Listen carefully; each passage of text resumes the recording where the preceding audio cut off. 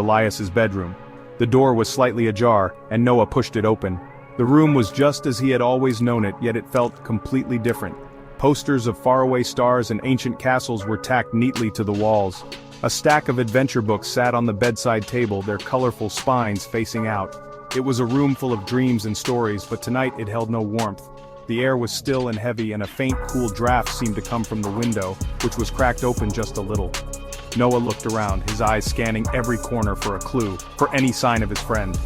Elias's school backpack was slumped in a corner, its zipper half open, as if it had been dropped in a hurry. His favorite blue jumper was folded neatly on the end of his bed, waiting to be worn. Everything was in its place, and that was what made it so strange.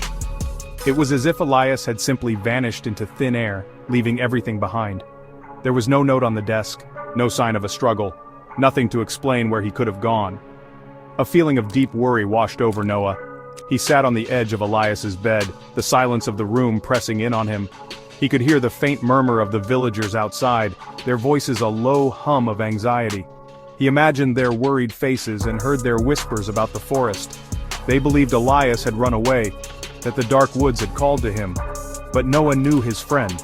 Elias was brave, but he was also careful. He would never go into the forest alone, not after dark. Noah knew there had to be another reason for his disappearance.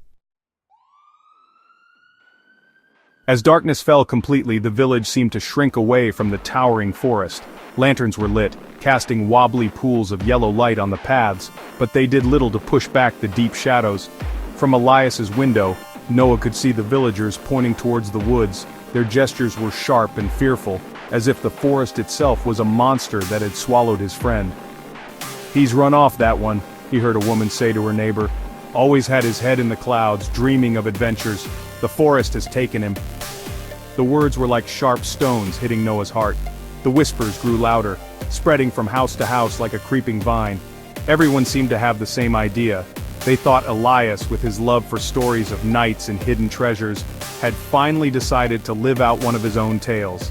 They pictured him marching bravely into the darkness, a wooden sword in his hand, searching for a made-up kingdom. But Noah knew better. He remembered the stories Elias told, but he also remembered the fear in his friends' eyes whenever they talked about the truly deep parts of the woods, the places where the sunlight never touched the ground. Later that night, unable to sleep, Noah crept out of his own house. The village was silent now, everyone locked safely inside. Armed with a flashlight, he made his way back to Elias's empty cottage. He had to find something, anything that the adults had missed. He couldn't just accept that his friend was gone. The beam of